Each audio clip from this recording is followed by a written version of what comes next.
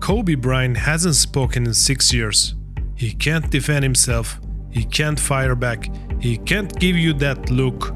The one where his jaw tightens and his eyes go dead and you realize you made a terrible mistake. And maybe that is why they picked now to talk. Jeremy Lin sat down on Dwight Howard's podcast and told a story about how he texted Kobe Bryant after a game, told him he didn't appreciate his body language, and Kobe responded by not speaking for him for 5 months. 5 months. And the way Lin tells it, he is the reasonable one. He is the mature communicator.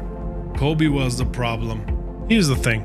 Jeremy Lin averaged 11 points on a 21-win team. He was on the Lakers for 1 season. 1. And somehow in 2026, he is on a podcast giving a TED Talk about how Kobe Bryant, a 5-time NBA champion, needed to work on his communication skills. And sitting right across from him, nodding along like a therapy session co-host, Dwight Howard. The man who showed up to the Lakers in 2012 couldn't handle Kobe's intensity and bolted to Houston after 1 year. Two guys who couldn't survive 1 season next to Kobe, sitting on a podcast telling you about leadership. Let's break this whole thing down. Alright, let's set the scene. It is the 2014-15 season. The Los Angeles Lakers are terrible. We are talking 21 wins and 61 losses. Byron Scott is the head coach. Kobe is 36 years old, coming back from injuries and still averaging over 22 a game because of course he is. And Jeremy Lin is the point guard. Pause on that for a second. Jeremy Lin is the starting point guard for the Los Angeles Lakers, the insanity guy, the 2-week phenomenon from 2012. He is here now on a team going absolutely nowhere. So there's a late game situation. Kobe tells Lin to foul. Byron Scott tells Lin not to foul. Lin freezes because he is getting conflicting instructions from the best player in the franchise history and his head coach. Understandable, that is genuinely a tough spot. But here's where it goes sideways. He texted him. Jeremy Lin texted Kobe Bryant to tell him he didn't appreciate his body language. Now look, I want to be fair here. Lin says he wasn't trying to challenge Kobe's status. He wasn't saying he was better. He was asking Kobe to teach him in a way he could process better. And on paper, that sounds reasonable. That sounds like a modern, emotionally intelligent thing to do. But we're not on paper. We're in Lakers. We're in the Lakers locker room, in Kobe's house, during Kobe's career, and the idea that a role player on a 21-win team is going to text the franchise greatest player and give him notes on his body language. This is like a galaxy brain move that only sounds smart if you've never been in a real locker room. And Kobe's response? According to Lin, Kobe actually came back pretty positively at first, sent him advice, gave him specific things to work on, seemed like the situation was resolved, and then Kobe didn't speak to him for 5 months. Now, some people hear that and think, wow, Kobe was petty. But wait, think about what actually happened. I texted him, hey man, like, I really don't appreciate the body language. Kobe told Lin what to work on. Lin said, I got you. And then Kobe went silent. Not because he was being childish, but because, and Lin later admitted this himself, Kobe wasn't used to being challenged by teammates. And maybe, just maybe, the silence was Kobe saying, okay, you said it, you'd handle it. Go handle it. I'm not going to hold your hand. That is not bad leadership. That is a different kind of leadership, and there's a massive difference. But Jeremy Lin wasn't the first, and honestly, he wasn't even the most dramatic case. Rewind to 2012, the summer. Dwight Howard gets traded to the Lakers, and on paper, there's that phrase again, on paper. This is the most loaded roster in the NBA. Kobe Bryant, Dwight Howard, Steve Nash, Pau Gasol, Ron Artest, championship or bust. Everyone knew it. Instead, 45 wins, a first-round sweep by San Antonio, and a partnership between Kobe and Dwight that became one of the most infamous failed experiments in NBA history. Now, Dwight has talked about this on a bunch of podcasts, and the story he keeps coming back to is the All-Star Game plane ride. it was kind of like we didn't talk. Like we didn't talk at the All-Star game. We didn't speak for the next 5 months. So picture this, February 2013, Kobe and Dwight are both All-Stars. They're on a flight to the All-Star game in Houston, just the two of them, and Kobe won't talk to him. They get to the arena, the locker room has teammates placed next to each other. Kobe moves, sits somewhere else, won't even be near Dwight.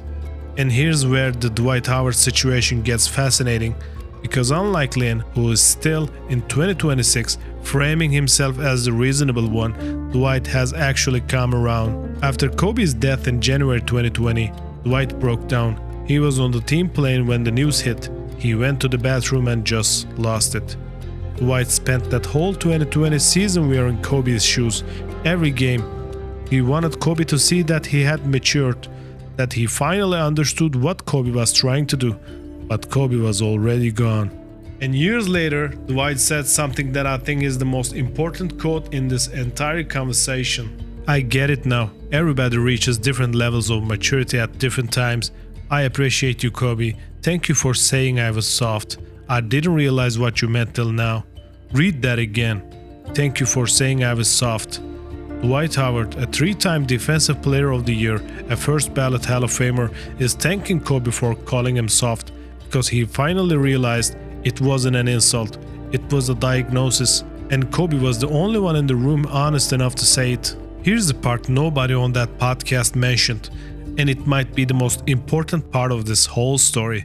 Kobe's leadership style, the intensity, the silence, the refusal to cuddle, it didn't break everyone. Some guys thrived on it.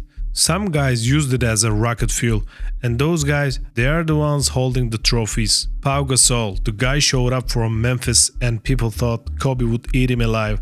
A European big man with a soft touch in Kobe's world, but Pau didn't text Kobe about his body language.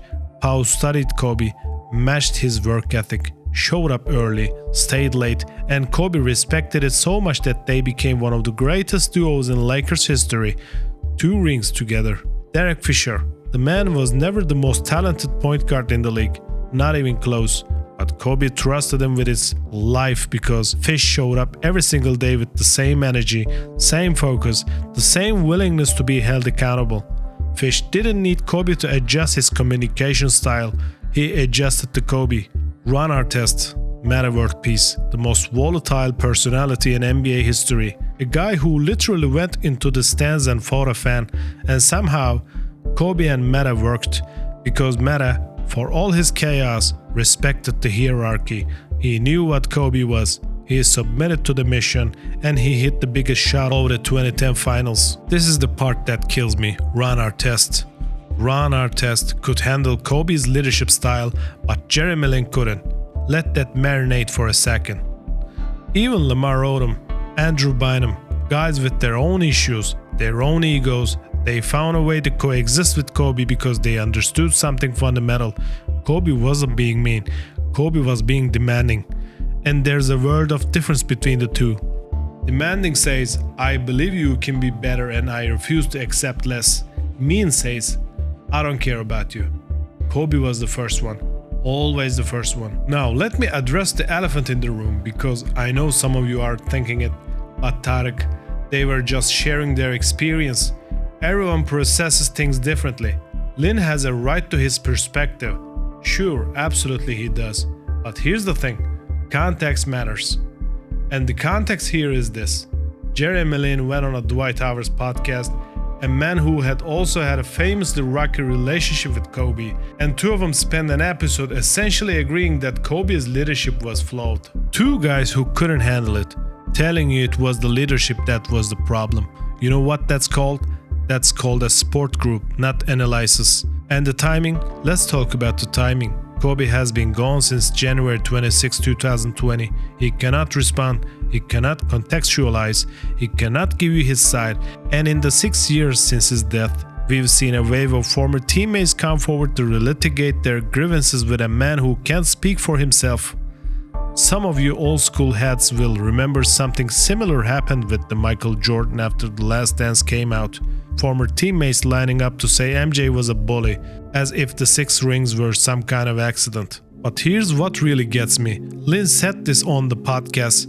I am not disrespecting Kobe because I fully acknowledge that he is 1,000 times player that I am. 1,000 times, his words. So you acknowledge that Kobe was 1,000 times player you were, and your response to the gap was to text him and tell him his body language needed to work. The guy who won 5 championships, who was first team All-NBA 11 times, whose work ethic literally the gold standard for professional athletes across every sport, and you, the guy with the 2-week hot streak in 2012, decided you were going to give him a feedback. At what point do you just listen? At what point do you say, this man has forgotten more about winning than I will ever know? Maybe the problem isn't his communication style. Maybe it is that I'm not ready for what he's trying to teach me. Jeremy Lin's peak moment was a 2-week stretch in February 2012 where he went from undrafted nobody to cultural phenomenon. And look, Linsanity was incredible. It was a genuine sports miracle, but it lasted 2 weeks. 2 weeks. And Lin spent the rest of his career bouncing from team to team. He won a ring in Toronto, but he played a grand total of 1 minute in the entire playoff run. 1 minute. Dwight Howard didn't win a championship until 2020, at age 34, as a bench player on LeBron's team in a bubble. And when did Dwight finally win? When he accepted the role, when he stopped needing to be the man, when he did exactly what Kobe had been trying to tell him to do 7 years earlier, sacrifice your ego for the team. So you got 2 guys whose careers peaked below Kobe's floor, telling you that the problem was Kobe's leadership style. The scoreboard doesn't care about your feelings, the trophy case doesn't care about your body language, and the history doesn't remember the guys who wanted a gentler version of greatness. Now I want you to be clear about something, because I'm not here to tell you Kobe was perfect. He wasn't.